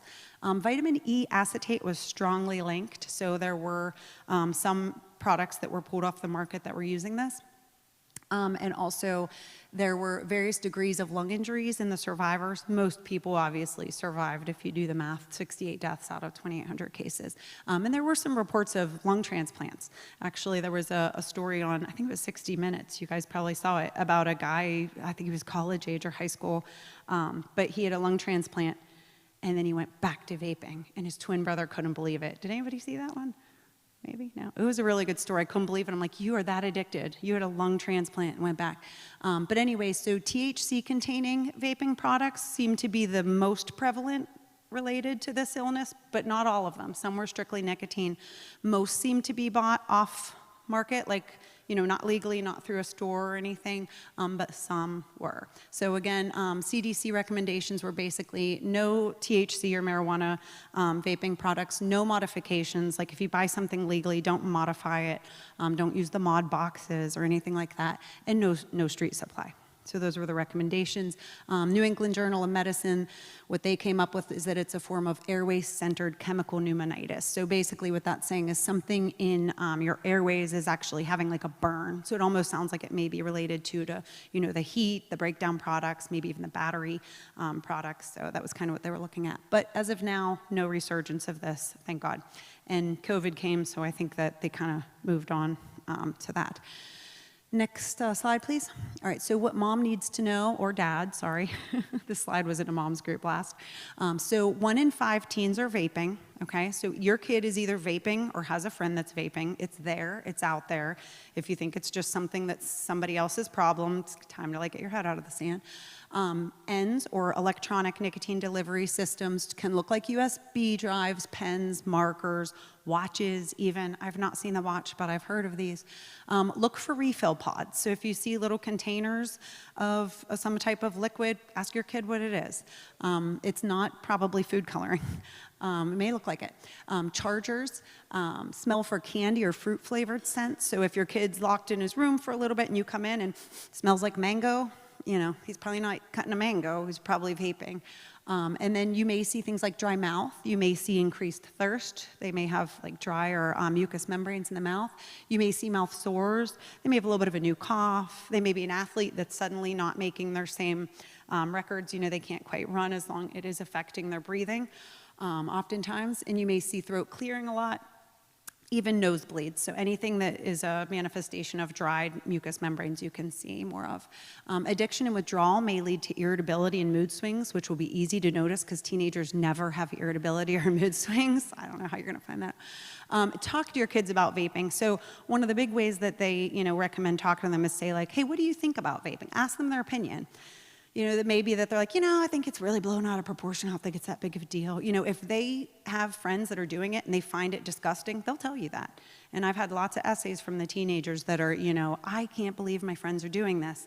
I hope they're being honest. And if you're concerned, talk to the pediatrician, because the pediatrician can also try to talk to them alone. This little article here, I'll give Corey a link to it, so you guys will have a link to it, but it's from the Journal of American Medical Association Pediatrics version, and it's just a nice summary of what to look out for, and I can tell it's a little too small for you to really appreciate there. Next slide, please. Okay, and then here are the policies that are applicable to e-cigarettes. So we briefly alluded to the Master Settlement Agreement with tobacco products, and then in 2009, the FDA prohibited the imports of ENDS, which are electronic nicotine delivery systems. So all of that class, they basically said, we're not gonna allow them to come into our country at all. Well, that lasted a hot minute before it was challenged in court. And they said, look, this isn't a tobacco product, it's a delivery, it's this little device. It has no tobacco in it at all. You can't say that it's illegal. So what they did was basically went back and forth and fought for years. And the courts are so fast. So again, the products came. And they got spread, and they got used, and they got duplicated, and we are where we are. But then in May of 2016, the FDA finally was able to come to some arm wrestle win and said that they are considered tobacco products and that they can be regulated as such. And a variety of the products that were considered unregulated, that had gained popularity between 2010 and 2016, those ones were at that time unaffected by the rule, but at this point they were supposed to reapply for a new product, and they had a year to prove that they weren't dangerous, so they would be pulled off the market. And some were pulled off the market. All liquid nicotine products had to be child-proof as of 2016. Praise the Lord. I mean, we literally had these little things of liquid being drank by toddlers. So child-proof, I'll take that as a win. All of them must now complete a pre-market tobacco product application, which means they're not allowed to just, before it was we'll sell the product and, it's better to ask forgiveness than ask for permission. Now they don't have that choice anymore. And any product that's described or advertised as a safer alternative to cigarettes actually has to prove it. So they have to go through an approval process with the FDA and prove that they're healthier than tobacco. And for the record, none of them have been able to do that. There are still no regulations in the US regarding nicotine concentrations. So in the UK and Europe, they have to be no more than 20 milligrams per milliliter. That's, you know, I don't love these products, obviously, but I think that's a reasonable rule, right? When we have these products out there that are 60, 80, 90 milligrams in a milliliter, again, that's poison. You might as well be like, oh, sure, you can have some arsenic in your house. You can have some, I mean, if somebody drinks that, they're dead. And I like to think that everybody's nice and honest, but, you know, that's a great way for somebody to hurt somebody, right, if they wanted to, or especially, again, the children. That's what I worry about the most. And we also have no restrictions on nicotine forms. So there's actually like a free base nicotine versus a salt version of nicotine. When you get into the chemistry of it, it basically is much more available to your body, which means that in that one drag, you're gonna get a lot more nicotine and it's gonna be a lot more active. So again, more bang for the buck, which is not good when we're looking at getting too high levels into our kids very quickly. And then the flavor bans, again, don't apply to disposables. So these are the three areas that I'm gonna like march on Washington. I want the concentration limits, I want there to be limits on the nicotine form, and I want there to be flavor bans on all of it. Sorry if, you know, there's some adults that will be affected, but the numbers don't lie. I mean, the kids are all using the flavors and very few adults are. Next slide, please. And it is an attractive poison. These are just a couple case reports of babies that have seen, you know, this little, you have a toddler, 18 months, 2 years old, little thing of liquid with cherries on it. It looks delicious, and they die. It's literally deadly. Next slide, please. Okay, so again, just remember that we're dealing with these same corporations. Today's teenager is tomorrow's potential regular customer. The overwhelming majority of smokers first begin to smoke in their teens. These were all quotes exposed whenever the tobacco companies got in trouble. All these quotes, all their documents in those legal battles that were exposed show that they willingly and knowingly targeted our children, your children, my children, because that's where they get those loyal customers for life. We cannot look at them and say, oh, they're just trying to help us quit smoking. We have to look at them and realize that they don't care if our kids get the next new lung disease or die. They just care about their bottom line, which is billions of dollars. Next slide. Just a couple more quotes there. They said, as the 14 to 24 age group matures, they'll account for a key share of our total cigarette volume for at least the next 25 years, or until they die, right? So sensitive to our kids. Next slide. Okay, so parents, learn about the different shapes and types of e-cigarettes, learn about the risks. Talk to your children about the risks. I have a lot of suggestions of further reading that I'll share with you in a minute. Express firm expectations that you expect them to remain nicotine-free. Set a positive example by being nicotine-free, please. And you can report a minor's Juul. If you do find a Juul, you can actually go to juul.com/report/device. I checked this link a few weeks ago and it was still active. So every Juul has like a little, not like a VIN on a car kind of number, it has like an identifying code.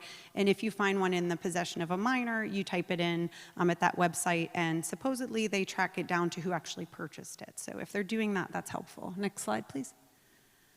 Okay, and this is a quiz. The last time I gave this was to a group of doctors, and to get credit, they had to do the quiz. But basically, they are not approved as modified risk tobacco products. The volume of a 1.8 nicotine solution that could be deadly to a 90-kilo adult, so that's a larger adult, it's like 200 pounds, and it's only 1 teaspoon. So 1 little teaspoon, a grown man, it could be fatal to. And then the inflammatory response was called E-Valley, or cigarette and vaping associated lung injury. Next slide, please. And so if you have to quit, there are a couple options there. Quit Start app, I heard, is a good one. Smoke Free, TXT.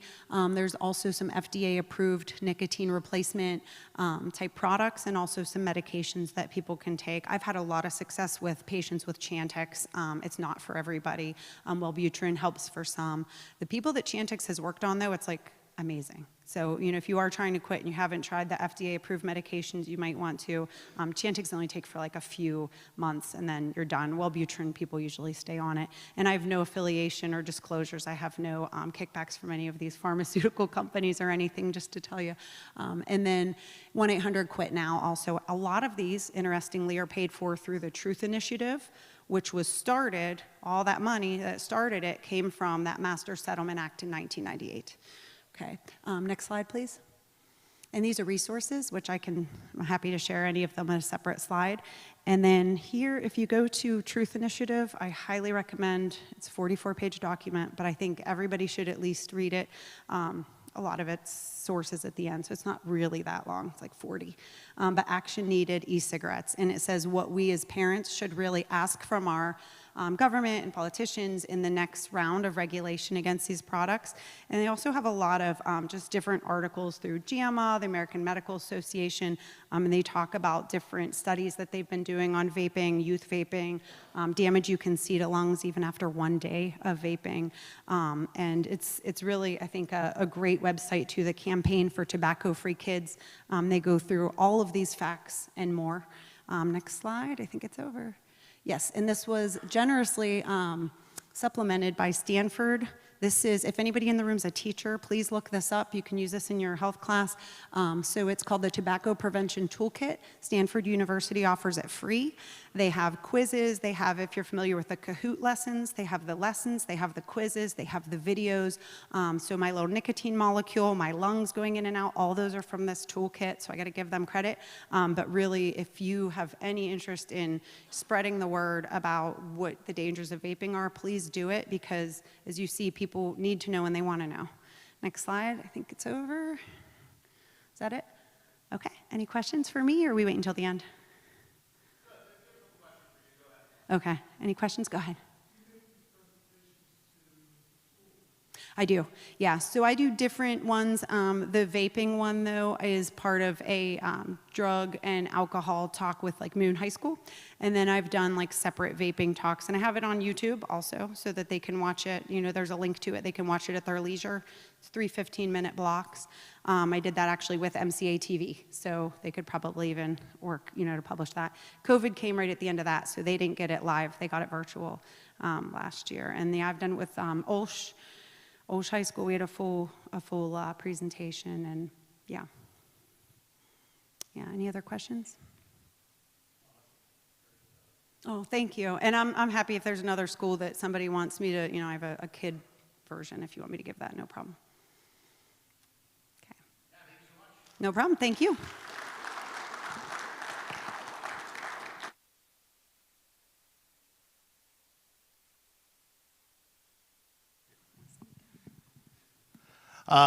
So that was excellent. A lot of great information. And yeah, as we kind of wrap up our time, these things always fly, man. Never enough time, right? Never enough time. Captain Ogden is here from the Moon Police. Is there anything that you might, if I give you a couple of minutes, anything you might want to share?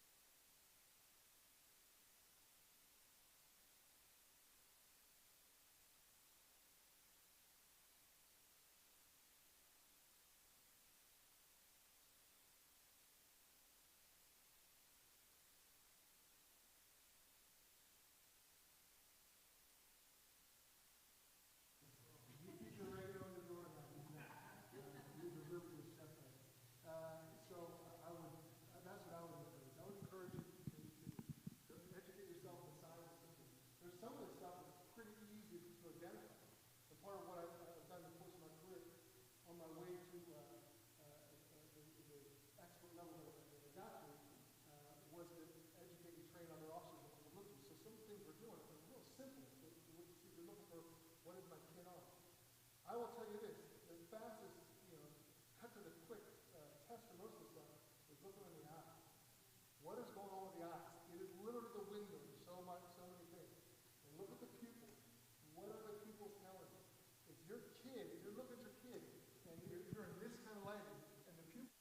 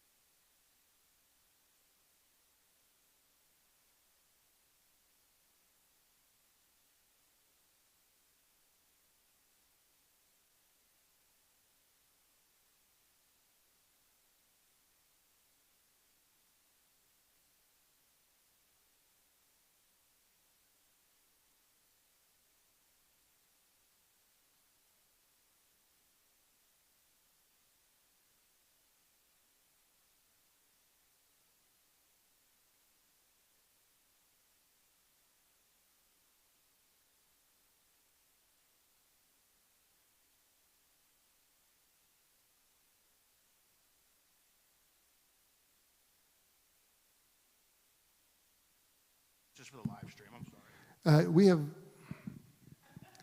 We have situations over and over again where police officers are driving down the road with their window open because it's summertime, and they smell the weed coming out of the car ahead of them. True story, back when I was a sergeant, I was directing traffic at Fifth Avenue and Thorn Run Road for the Memorial Day Parade. We shut down the road for Coriolis's big parade. And I'm directing traffic, and a car went by me, and I said, stop. I stopped the car. And I walked up and said, "Where's the weed?" Because it stinks so bad coming out of the car that we're doing traffic stops based on the smell of marijuana. Well, it's an easy detector, right? It's easy to figure these things out when it stinks so bad. But if you want to sell a product that gets people high and they don't get caught, then putting it odorless in a vape works real well. Having edibles, things you can buy in states that are legal, like Colorado, and have them shipped here where they're showing up in the mail, makes it real easy. And I'm clearly not a fan of marijuana. I'm not a fan of the movement we have towards legalized marijuana. I think it's a gateway. I've been doing my job for 32 years. I've done what I do for a long time. I worked for my first part of my career strictly narcotics in South Florida. I'm not a fan of drug use. I just think it takes you down so many different paths that it's not good. But I think legal marijuana is coming down the pike. It is illegal to have any measurable amount of THC in your blood system and drive, okay? So, or it's metabolite. In other words, your body changes THC into another drug as it's metabolizing and trying to get out of your system. It's illegal to have any of the THC or its metabolite in your system, and yet we have medical marijuana.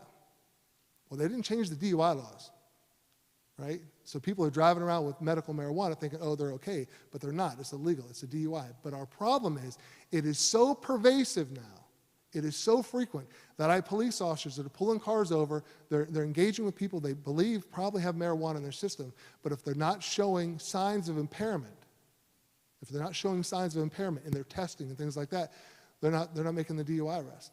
They're not letting them drive, but they're not making a DUI arrest because the courts don't want to see it. It's that pervasive. It's everywhere. One of my duties as captain is I run the evidence room. And every day when I come into work, one of the first things I do is I go spend an hour or whatever it is in that room to get things caught up and do the things I have to do. And my evidence room stinks like weed the whole time. So, again, I would look for the signs and symptoms. What are they?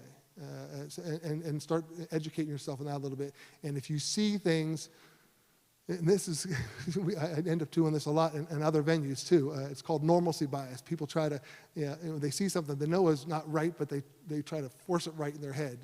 In the active shooter world, in training, it's like someone's in their business and they hear gunshots and they try to convince themselves it's firecrackers, right? It's normalcy bias. You try to squeeze it into something that isn't true. If you see drug paraphernalia, don't ignore it. Don't ignore it. It's a problem. If you see heroin paraphernalia, like stamp bags and things like that, you don't have a problem on the horizon. Right now you have it. And the denial starts right away. The lies come right away. Oh, it's not mine, it's my friend's, it's this, it's that. You don't have a problem in the future. Right now, buckle down. You got a hard road.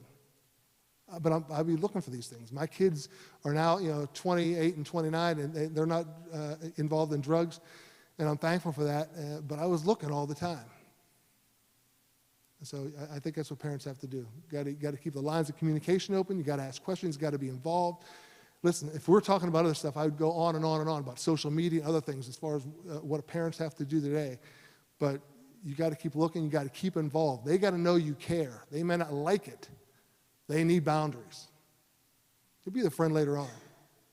I'm at the other end of that now. They're great friends of ours, but we were always looking. You did trust because they were good kids, but I kept looking, I kept asking questions. I wanted to know where they were, I wanted to know what they were doing on their phone. You asked a little question, I gave you a whole lot. So any other questions for me? I'm blasting stuff out here.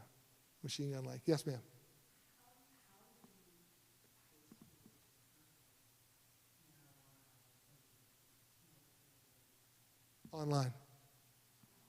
Online, shift. I mean, there's people, just like in any business, there's someone willing to be a distributor, right? There's someone willing to invest a little money, take a little risk, and then turn around and make it for a profit. So some of the kids are buying it from other students, sure. But the sources are getting them online, or they got a friend that lives in another state where it's legal. They get it shipped there. I mean, you can get anything online. That's the reality of it.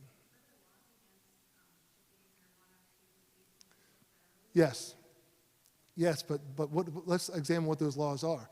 The federal laws still say marijuana is illegal, right? But in Pennsylvania, we have medical marijuana. It didn't change the federal law. No doctor is issuing a prescription for marijuana. You have doctors that will write a recommendation for marijuana, but they're not going to write a script for it. Why? Because they're going to lose their license. So they're required to go for their whole 4-hour course before they write a recommendation for marijuana. So, again, I'm not a fan. Listen, and I will say this. I recognize there are people that have illnesses and things of that nature where they can make a pretty good case for medical marijuana. So I'm not trying to knock that back. I really am not. But I also know that a lot of people that are pushing that agenda just want to get high. That's the reality of it. They just want to get high, or they want that money maker in the future. Any other questions for me? What's that? Well, I come back. Yeah, I'm here Sunday.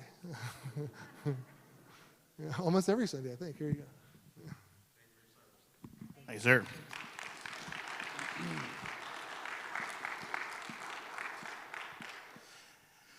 So we already went a little long, which I apologize for. But again, if we could, all the things I'd like to talk to people about and get the information out there, we just wouldn't have time to cover it. But just to touch a couple brief things, my thoughts. Asking like where or how somebody gets something, it would blow your mind how easy it is. Blow your mind how easy it is. Even if it's not happening online, there are people who make it here. That's really simple. I don't know if you guys remember kind of the evolution of weed went from like flower, they call it flower, which is a straight bud, and then into wax. So dabbing became like a huge thing for a while, right? And it was this wax that you would, you have to heat up a piece of metal to like until it was glowing, and then drop the wax on it, and it would blow up, and it was like a super powerful condensed way to smoke, THC. Now, oh yeah, wax is still a big thing. But now what they'll do is they'll take that wax and put it into a mix that you could use for a vape, and they would just distill it down. They just got to do the math. Okay, we'll put this much in for this much. Put it all out, and then just go sell them. And you can get anything you want. And especially vaping, how do they get them? Do they have an older brother? Does their friend have an older brother?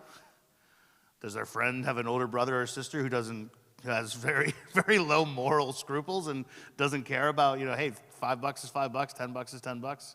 Yeah, I'll go and buy you whatever you want. I can tell you guys stories, man. I had kids sneak away from hanging in. They were picked up by, we have another officer in the room, Doug, back here, Doug Arndt, who is here on Thursday nights with us, and he's walked through a couple crazy incidences with me, where we had students sneak away to hook up with their friend, their older brother's friend. It wasn't even their older brother, it was their older brother's friend who told them they would pick them up down the road a little ways, as long as they could get off our property and up to the road. Pick them up, was going to drive them to Sunoco, buy them anything they want, bring them back here and drop them off because he's going to make $20. I'm like, really? Like $20 for you? You're going to go and buy them everything that you want? You're out of your minds. Now, we're high-tech, high-security here at Hanging In, so me and Doug were on it. We got them right as they were getting into the car, but they can get anything they want. Never, never, never underestimate that fact. Never underestimate that fact. They want it, somebody's got it. And so just being aware of that. If you know us, I could just go on and on and on. But here's the last thing I'm going to say in regards to that kind of stuff. When you hear hooves, this is like a common, I've been saying this all over lately. When you hear hooves, right? What animal do you think of? Horse. You don't think of a zebra. So many parents hear hoof prints and try to convince themselves that it's a zebra. It's never a zebra. It's always a horse. So when you see those signs, when you see just the easiest, the smallest, anything that tips you off, I'm willing to bet it's a horse. And we are so good at trying to convince ourselves that it's a zebra. But zebras don't live around here. So it's going to be a horse. That being said, I'm just going to close with this, guys. There is a ton, and Captain Ogden touched on it. Social media is the next thing that I want to tackle. We have no idea what's going on in our phones, what's going on in their worlds, what's going on with depression, anxiety, pressures to send things that they do not want to send, but if they do not send that picture, it's just the pressure that they are going to face. It would blow your mind to understand, to know what is being sent, what is being received via Snapchat, via TikTok. I can't tell you how much I hate TikTok. It sounds so innocent and so cute and so whatever. It's garbage, and it is a weapon of the enemy. So I shoot, my vice is I shoot pool. I love it, and I shoot in a pool league Monday nights. Come play sometime, it's a great time. I'm sitting in a bar, probably about 3 years ago, and I'm sitting there, and the team we're playing is all old men, like all old men. So we're sitting there, and we're playing, and it takes a couple hours to go through a match, and I'm goofing off with my team, and we're getting ready to shoot, and I see this old guy, and his buddy's sitting next to him, and his buddy goes, what are you doing? What are you on? He's on his phone, He goes, oh, what are you doing? You on that TikTok again? And this, 65-year-old guy's like, yeah, I'm on that TikTok. What's he on that TikTok for? What's he creeping on? It's so insane, and we let our middle school girls post things that would, I gotta stop because we'll be here until 3 in the morning. But the next parent summit that I'm looking at maybe early December, I want to do a summit on social media and sexuality. Is that something, just give me a raise of hand if that's something that you'd be interested in. Would you bring a friend to it? Because this was a little sparse of a crowd. So I'm gonna with Denny, we'll talk, and we're gonna set that up, because that's the next thing that I want to tackle, and I want to get people out there and knowing and understanding is what's going on social media-wise, and how that's influencing and hyper-sexualizing teens, and even preteens. It's really, really wild, and as a youth pastor, it just breaks my heart. Just absolutely breaks my heart. So that being said, we're going to move on. I hope this night was good for you. I'm willing to stay behind. I'm sure maybe Ms. Zona and Denny and Captain Ogden, if you have any questions, you want to just grab one of us, fire away, that'd be great. If not, head on out, head on home. I really appreciate you guys being here. And please look, we'll get the information out as quick as we can about the date, but we are definitely going to do another one, and it's going to be hyper-focused on social media and sexuality, because it needs to happen. So thank you guys so much. Thank you to our presenters. Thank you to all 3 of our speakers. Really, really phenomenal.